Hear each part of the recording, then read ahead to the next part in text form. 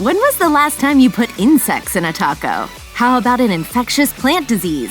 Is it still a true taco if you add cheese? Keep watching to find out.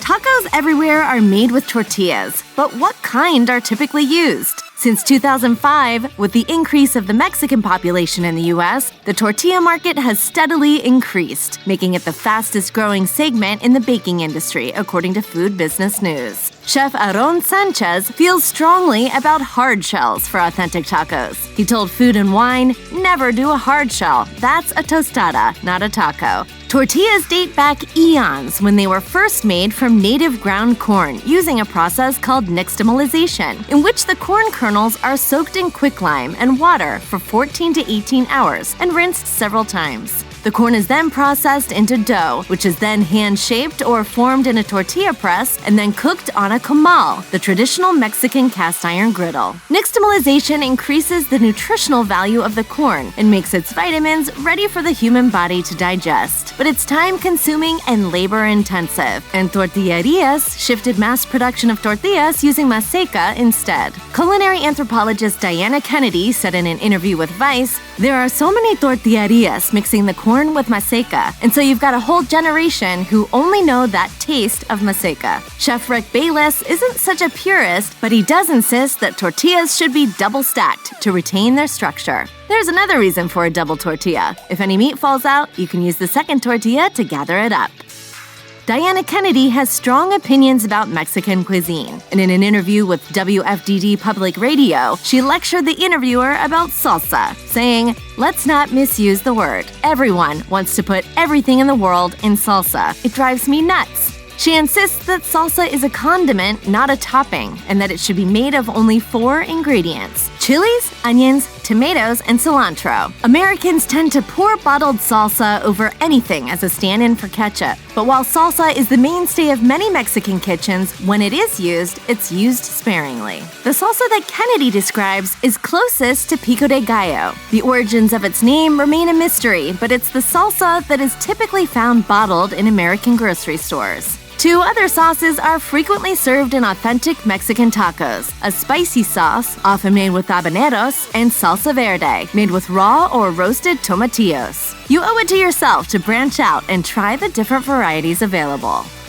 Guacamole has become a staple condiment in many regions in the U.S., and you can find it in countless restaurants. But according to Diana Kennedy, we make it all wrong. As she told Milk Street magazine, authentic guacamole is made from avocados, serrano chiles, white onion, and tomatoes. No lime juice, no garlic, no salt, which weren't historically traditional. In Mexico, Kennedy claims the tomatoes provide the acidic balance to the rich avocados, so lime juice isn't needed. Avocados are native to Mexico and had been cultivated and eaten by the Aztecs for about 9,000 years. Called aguacatl in Nahuatl, which is a language from the indigenous people in Mexico and El Salvador, it translated to the fruit of the avocado tree, or testicle. The word for sauce in Nahuatl is mole, so together, aguacatl mole means avocado sauce, usually mashed in a molcajete with tomato and chile. The Spanish conquistadors couldn't pronounce it, so they changed it to aguacate, which we know as avocado in English. The Spanish added onions, and as the sauce's popularity spread, other cultures have added other ingredients like cilantro, salt,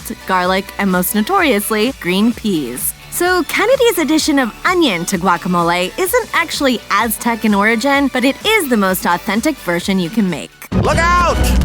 Avole! Most Americans know only the Tex-Mex version of tacos and would be shocked to learn that shredded cheese is almost never added to authentic Mexican tacos. For thousands of years, there was no cheese in Aztec food, but then the Spanish conquistadors introduced cows, goats, and sheep for meat and dairy products, including cheese. If there is cheese on an authentic Mexican taco, it's a mere sprinkling of one of Mexico's many white cheeses, like queso blanco or cotija, and never cheddar or Monterey Jack. According to Eat This, Not That, even the popular American molten cheese dip queso might provoke an outburst from someone who loves authentic Mexican food. According to Delish, a taco with cheese is called a gringa, a derogatory slang word for a female foreigner.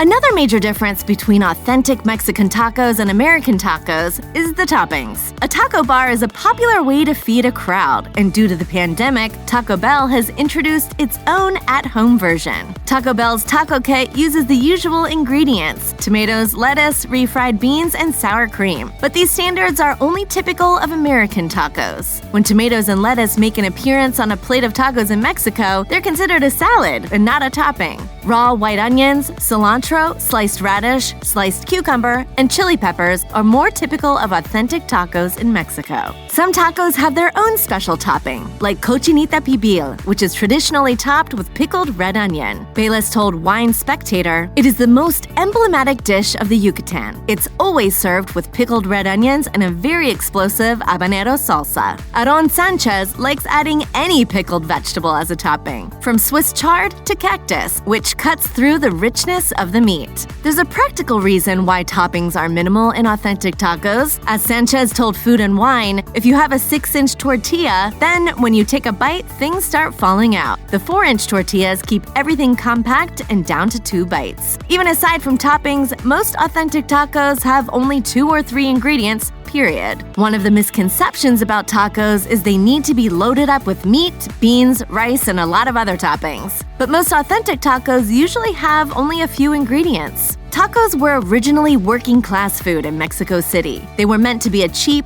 portable meal for workers and were kept simple. Although there are regional variations, the recipe is essentially the same: meat or fish, and a couple of garnishes or sauce wrapped in a fresh corn tortilla. Some combinations are traditional, like carne asada with chili sauce, carnitas with pineapple, and fish with shredded cabbage and guacamole. Today's non-traditional tacos might not meet Diana Kennedy's purist approach, but she was quoted in the Kansas City Star as saying, "A soft tortilla rolled around or 2 small ones doubled over, and practically any type of filling constitutes a taco." I'm hungry. Let's get a taco. This may be disappointing news to the people planning their regular Taco Tuesday, but there is no ground beef in authentic tacos. If you're staring down at a plate of hard-shelled tacos with ground beef, you're probably at Taco Bell or a similar restaurant. There are several types of popular beef tacos, but other meats are used as well, and different regions and states in Mexico have their own specialty tacos. In Jalisco, you would find tacos de birria, a taco composed of goat or sheep that's been cooked in broth and spices, and then shredded. Another favorite is tacos de cabrito, a taco found in Nuevo León. This traditional dish uses baby goat meat that's been slowly roasted. One of the most famous authentic tacos, tacos al pastor, actually hails from Lebanon. It's essentially a taco made with pork roasted on a spit. There are so many meats used in authentic tacos, you'll never go back to ground beef again. Search online for carnitas and you'll find hundreds of authentic taco recipes. You've probably seen this dish at countless Mexican restaurants you've been to. Authentic carnitas are made from fatty pork shoulder and are a specialty of the state of Michoacán, where the pork is simmered in lard, usually in a large copper pot. However, you can find regional preparations of carnitas throughout Mexico that are simmered in different liquids, such as chicken broth, orange juice, and Coca-Cola. In Jalisco, carnitas isn't just pork meat. It's also prepared with lamb, veal, or other types of meat, so cooks can get really creative with what they make. Pig, though, is the traditional meat, and in Mexico, cooks follow the nose-to-tail philosophy so that no part of the pig is wasted. When ordering carnitas in Mexico, you need to be very specific about what you want, or you'll find some pig innards thrown in. The lean parts of the leg and shoulder have almost no fat and not as much flavor as other cuts of pork. One of the porkiest tasting tidbits is the stomach, and if you're feeling adventurous, you could have a taco with the tail, the snout, a foot, guts, and any internal organ or a combination of them. To really enjoy an authentic carnitas taco, it's clear you'll need to swallow your fear and go whole hog.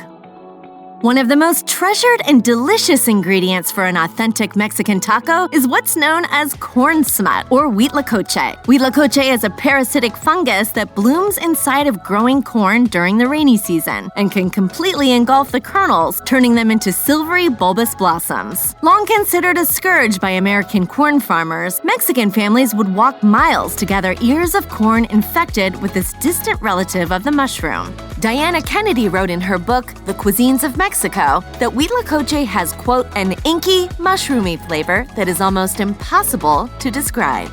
Huitlacoche is packed with protein, fiber, and the amino acid lysine, and it may have been consumed by Mexico's indigenous people. According to the Mexicanist, although there is no archaeological evidence that the Aztecs ate huitlacoche, in the 19th century, when Mexico was going through social upheaval and food was scarce, the lower classes sought it out, and until recently, it has been associated with poverty. Today, however, it's considered a delicacy, especially in France, where it's called Aztec caviar. Huitlacoche hasn't quite caught on in the US, but it is increasingly finding its way onto menus of restaurants with adventurous chefs. But it's a staple in Mexican markets and can be purchased fresh or canned. And you can sample a huitlacoche taco or quesadilla yourself at most market stalls in Mexico City.